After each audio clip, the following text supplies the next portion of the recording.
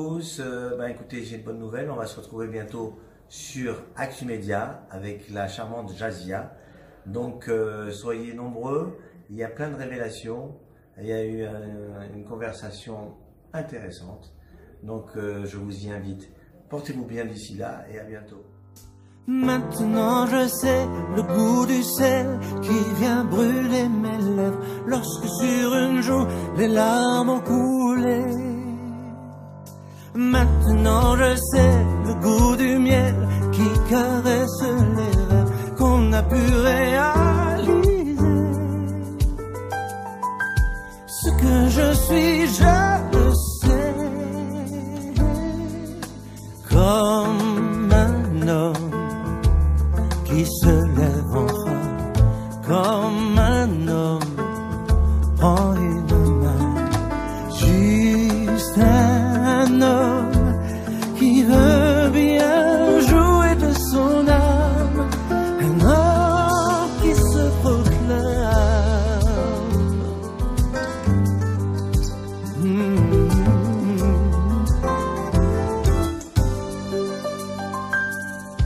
Maintenant je suis un peu plus fort que tous ces vents contraires qui voudraient souffler plus fort que ma vie. Oh, maintenant je suis un peu plus sûr que toutes ces frontières qu'on dépasse quand vient la nuit. Ce que je sais, je le suis. Oh, comme un homme qui se lève enfin, comme un homme prend une main, juste un homme qui veut bien jouer de son âme, un homme qui se proclame comme un homme qui n'a peur de rien, comme un homme c'est qui n'est rien, juste un homme qui veut bien déposer les armes parce qu'il aime une femme.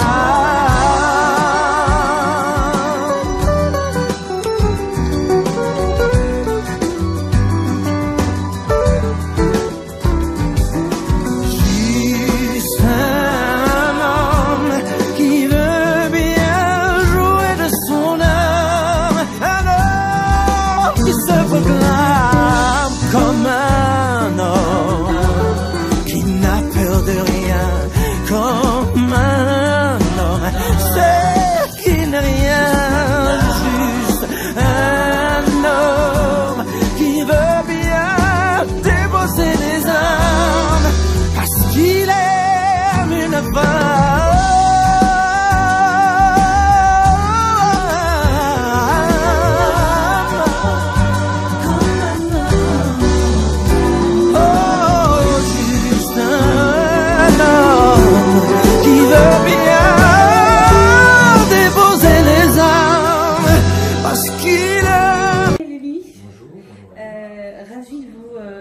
Retrouver nous, c'est la première fois pour Actu Média. En tout cas, on est ravis de vous accueillir sur Actu Média. J'imagine que vous enchaînez les promos. Alors, j'avais envie au début de faire une interview portrait. On aime bien ça, nous, sur Actu Média. Puis, j'ai vu votre parcours. Je me suis dit, ça va prendre 3 heures. On va éviter, on va faire quelque chose de beaucoup plus soft. On va parler de votre actualité, d'accord, si vous voulez bien. On va d'abord parler, bien évidemment, d'abord de votre tournée, parce qu'il y a une tournée qui se prépare, mais il y en a eu une autre qui s'est faite. Parlez-nous un peu de l'accueil du public, parce que ça faisait un petit moment que vous avez quitté un peu enfin, j'avais quitté, non, mais vous avez quand même fait un petit break. J'ai fait un petit break, bon gré mal gré, avec des événements personnels qui ont fait que je ne pouvais pas retrouver la scène. Et c'est pas un vain mot, c'est que je n'avais pas la possibilité physique de remonter sur scène. Et ça a été une libération, une extraordinaire renaissance de retrouver un public à l'Olympia le 6 juin dernier, où on m'a fait un accueil fantastique, vraiment. Et je dois dire que j'étais dans un état tout à fait particulier, dans un état second, parce que ça avait une symbolique bien plus forte que le fait même de faire un concert, quoi. Et donc j'ai eu un accueil fantastique. Depuis, je surfe dessus, sur cette vague-là, et la tournée... Est-ce que ça donne de l'énergie incroyable. Physiquement et j'imagine mentalement, puis même au niveau de l'inspiration, est-ce que ça change quelque chose d'avoir cette impression de renaissance? Écoutez, contre l'avis des médecins, je suis remonté sur scène. Oui, surtout que c'est votre producteur, je crois, qui vous avait proposé une date alors que vous n'étiez pas encore complètement sur pied. Exactement, le producteur de l'Olympia. Oui. Et qui m'a fait ce cadeau-là pour me booster, pour m'encourager. Ça a marché? Ça a marché, contre l'avis des médecins, je suis remonté sur scène et je suis resté en fait 3h30, ce qui n'existe pas. Et contrairement à ce qu'on pourrait imaginer, le fait de donner autant, ça recharge terriblement. Et en matière d'énergie, c'est une formidable source d'énergie d'aller sur scène, d'avoir cet amour aussi du public. Content de vous retrouver, j'imagine. Oui, c'est une interaction, Bien sûr. De donner, de recevoir, mais ça remplit plein de choses qu'on n'imagine pas, de l'ordre de tout ce qui est énergétique, de tout ce qui est mantra et chakra. Moi, je suis ravie d'abord de vous retrouver. Alors, je ne sais pas comment vous étiez avant, mais en cheminant un peu votre parcours musical, j'ai pas vu, parce que j'ai appris cette malheureuse nouvelle assez tardivement, et quand j'ai lu votre parcours, je n'ai pas vu de creux. C'est un peu comme un CV. Vous avez fait des choses en 2011, en 2012, en 2013, jusqu'en 2017. Vous étiez encore sur scène, et je me suis posé la question, excusez-moi de vous le dire clairement, mais je me suis dit, mais à quel moment il a été malade? C'est étonnant, voilà, c'est quand même assez étonnant. Je suis resté 3 mois à l'hôpital. Intensément, c'est des périodes, c'est d'aventures extraordinaires. Oui. Et après, il y a eu la convalescence. Donc, mais c'est vrai que j'ai eu la chance ces dernières années de faire successivement chaque année La Cigale, Théâtre Mogador. Et puis, ça a été vraiment des moments fabuleux aussi. Mais j'ai eu la chance mais ça dure très longtemps, vous savez, 3 mois à l'hôpital, c'est une éternité. J'imagine. Et bon, voilà. En tout cas, moi je fais une parenthèse.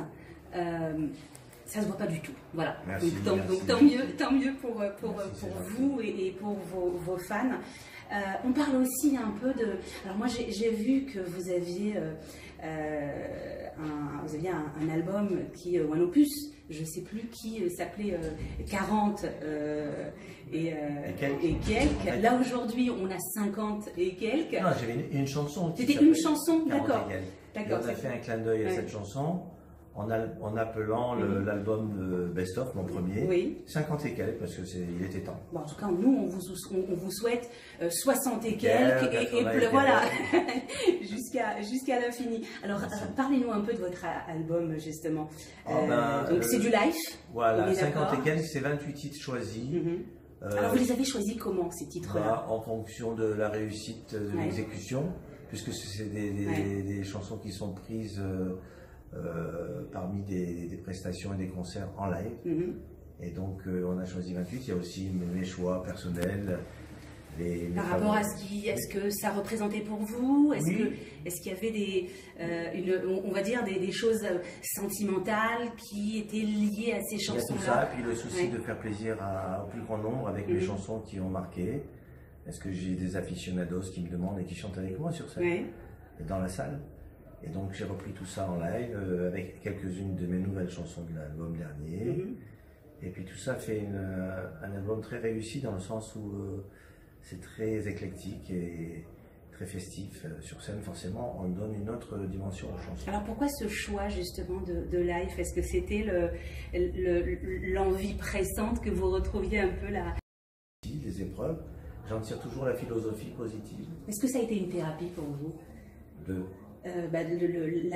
Cet album, par exemple, les projets, le fait de retourner sur scène, est-ce qu'il y a eu un effet thérapeutique? Bien sûr. Vous savez, avoir la chance de revenir à des choses qui vous sont tellement proches, comme de chanter sur scène, qui font partie intégrante de ce que vous êtes, c'est une chance, vous savez.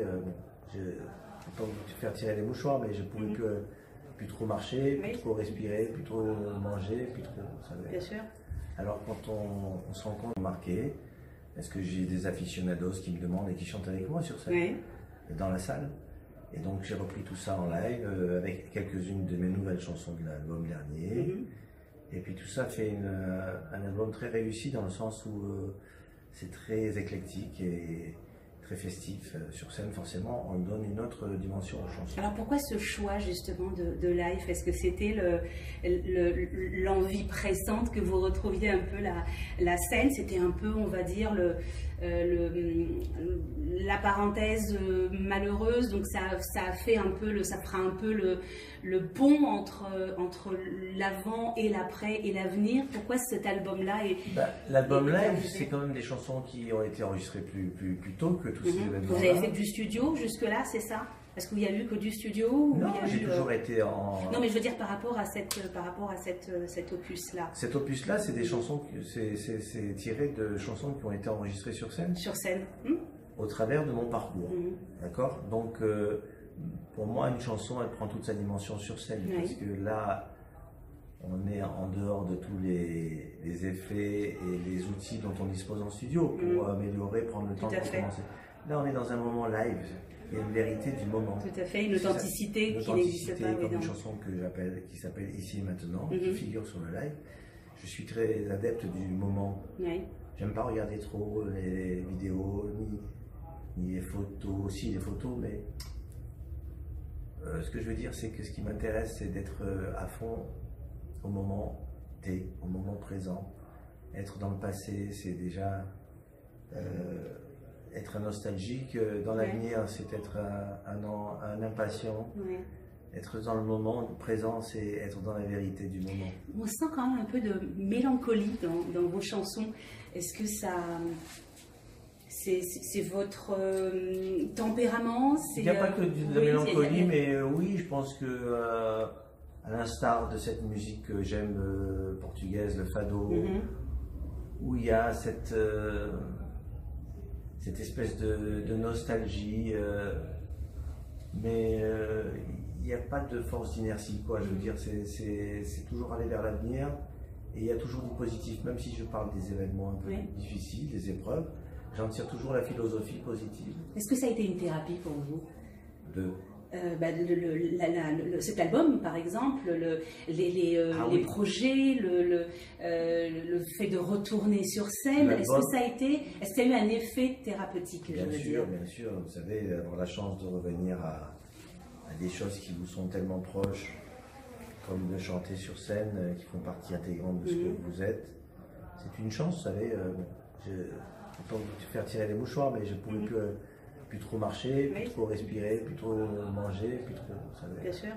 Alors quand on se rend compte que la vie est un cadeau, chaque chose, chaque fonction est un cadeau, parce que quand on les retire les unes après les autres, on se rend compte qu'on n'est pas grand-chose. Complètement. Et puis rien n'est acquis, surtout. Rien n'est acquis, rien n'est dû, surtout. Tout est un cadeau.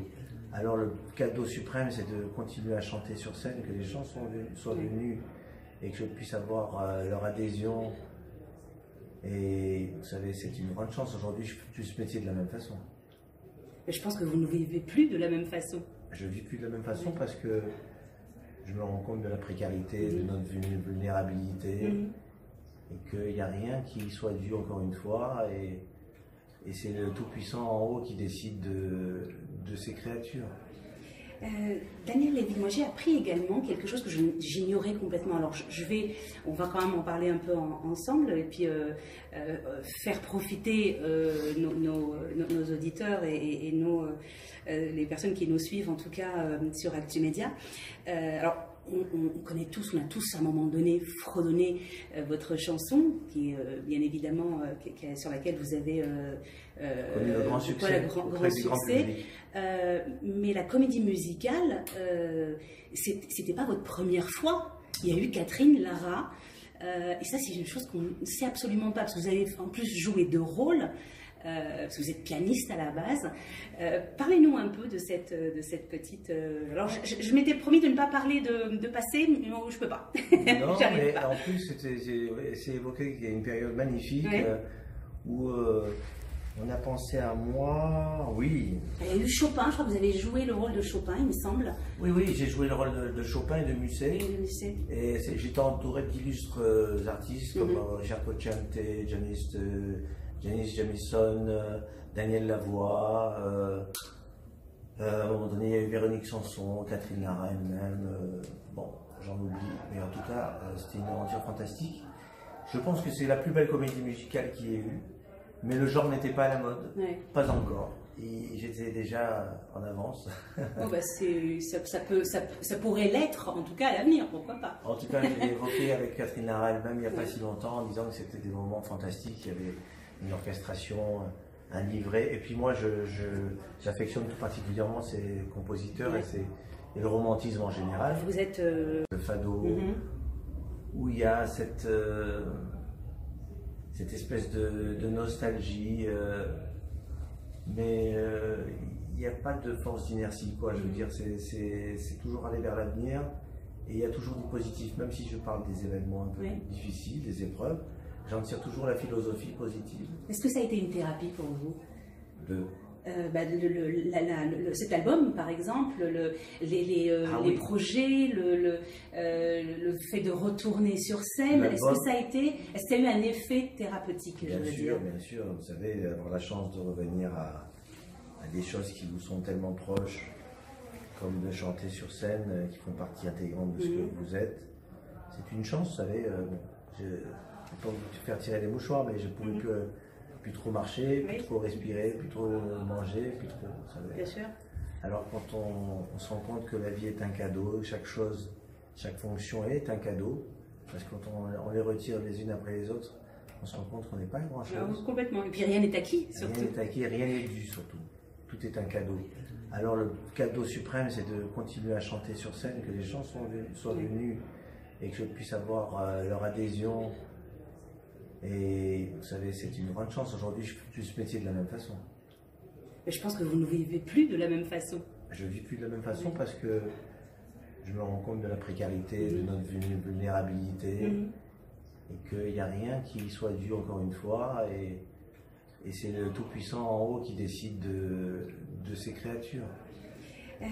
Daniel Lévy, moi j'ai appris également quelque chose que j'ignorais complètement. Alors on va quand même en parler un peu ensemble et puis faire profiter nos auditeurs et les personnes qui nous suivent en tout cas sur ActuMedia. Alors on connaît tous, on a tous à un moment donné fredonné votre chanson, qui est bien évidemment sur laquelle vous avez connu le grand succès, grand succès. Mais la comédie musicale, c'était pas votre première fois. Il y a eu Catherine Lara, et ça c'est une chose qu'on ne sait absolument pas, parce que vous avez en plus joué deux rôles. Parce que vous êtes pianiste à la base. Parlez-nous un peu de cette petite... Alors, je m'étais promis de ne pas parler de passé, mais je ne peux pas. Non, mais en plus, c'est évoqué qu'il y a une période magnifique où on a pensé à moi, oui. Il y a eu Chopin, je crois que vous avez joué le rôle de Chopin, il me semble. Oui, oui, j'ai joué le rôle de Chopin et de Musset. Et j'étais entouré d'illustres artistes comme Richard Cocciante, Janis Jamison, Daniel Lavoie. À un moment donné, il y a eu Véronique Sanson, Catherine Lara elle-même. Bon, j'en oublie, mais en tout cas, c'était une aventure fantastique. Je pense que c'est la plus belle comédie musicale qu'il y ait eu. Mais le genre n'était pas à la mode, pas encore. Et j'étais déjà en avance. Oh bah ça pourrait l'être, en tout cas à l'avenir, pourquoi pas. En tout cas, je l'ai évoqué avec Catherine Lara elle-même il n'y a pas si longtemps, en disant que c'était des moments fantastiques. Il y avait une orchestration, un livret. Et puis moi, j'affectionne tout particulièrement ces compositeurs et le romantisme en général. Vous êtes... je suis romantique.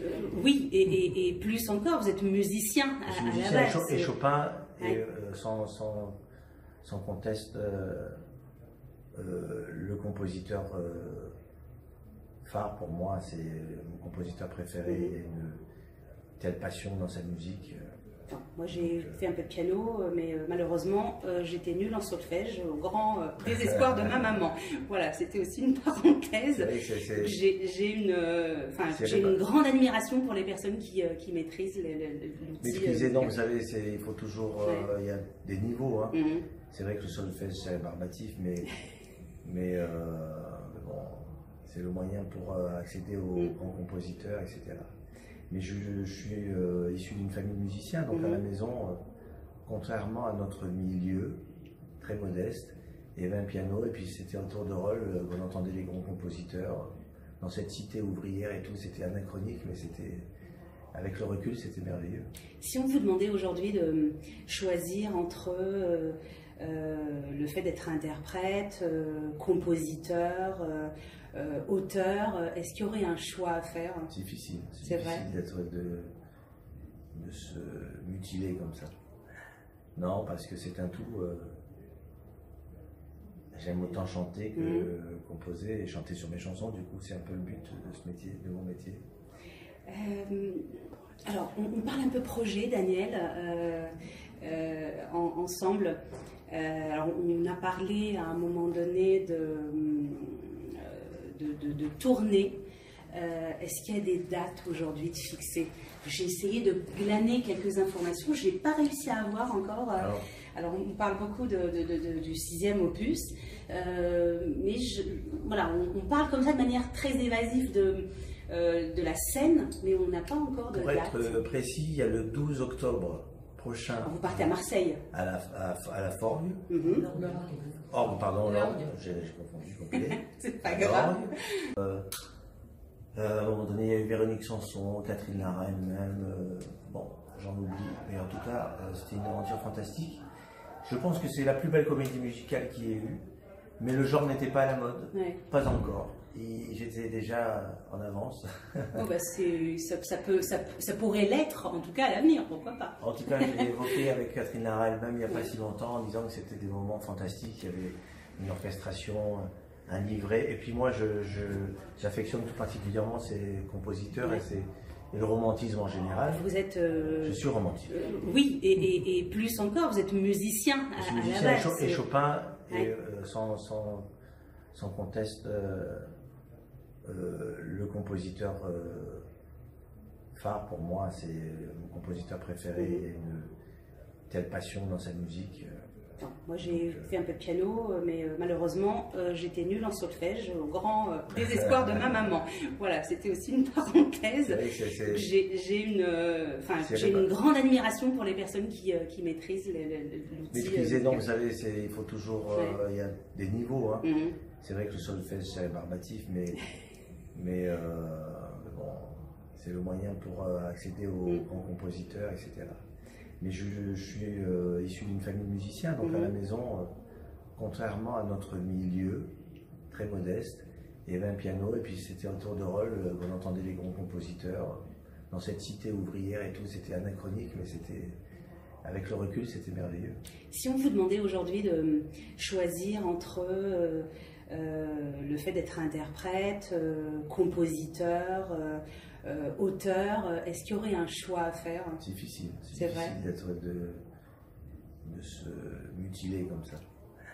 Non, parce que c'est un tout. J'aime autant chanter que composer et chanter sur mes chansons. Du coup, c'est un peu le but de ce métier, de mon métier. Alors, on parle un peu projet, Daniel, ensemble. Alors, on a parlé à un moment donné de tournée. Est-ce qu'il y a des dates aujourd'hui de fixer? J'ai essayé de glaner quelques informations, je n'ai pas réussi à avoir encore. Alors on parle beaucoup du 6e opus, mais voilà, on parle comme ça de manière très évasive de la scène, mais on n'a pas encore de date. Pour être précis, il y a le 12 octobre prochain. Vous partez à Marseille. À la Forgue. Orgue, pardon, l'Orgue, j'ai confondu. C'est pas grave. Bonjour Forgue. Bonjour l'Orgue. Après le 12 décembre, un mois après, on sera au Silo, une merveilleuse salle à Marseille. On les attend très nombreux, les Marseillais. Et puis, bon, il y a des projets qui sont un peu moins précis, du style Montréal, Los Angeles, Miami, New York, où on pourrait aller chatouiller les Français. La Belgique, la Belgique c'est un peu plus précis, c'est juste après, Marseille. Et donc voilà, mais de toute façon, les dates tombent un petit peu comme ça, un jour le jour. Et puis, sur Paris, vous avez des... sur Paris, pour l'instant, non. Pas sur Paris. Pour l'instant, on va devoir patienter. Oui. Bon, alors on va patienter. Daniel Lévy, est-ce qu'il y aurait une question que vous auriez aimé que je vous pose et que je n'ai pas posée? Oui. Comment vous êtes aussi incroyablement incroyable.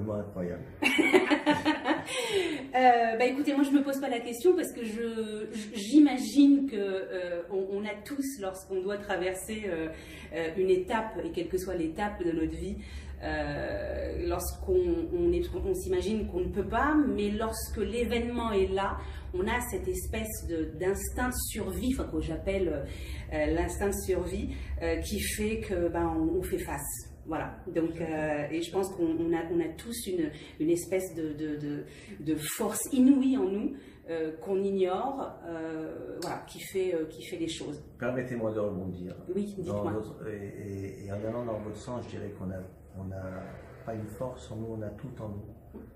Dans notre intériorité, on a la capacité de résilience, comme vous dites, mais aussi de rêver très haut et de toucher du doigt ses rêves.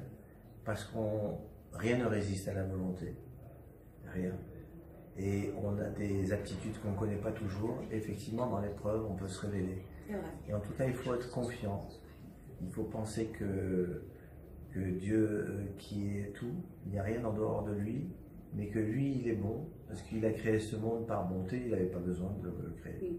Donc on est là par sa volonté, et que du coup, il faut juste ne pas l'oublier, le solliciter et avancer.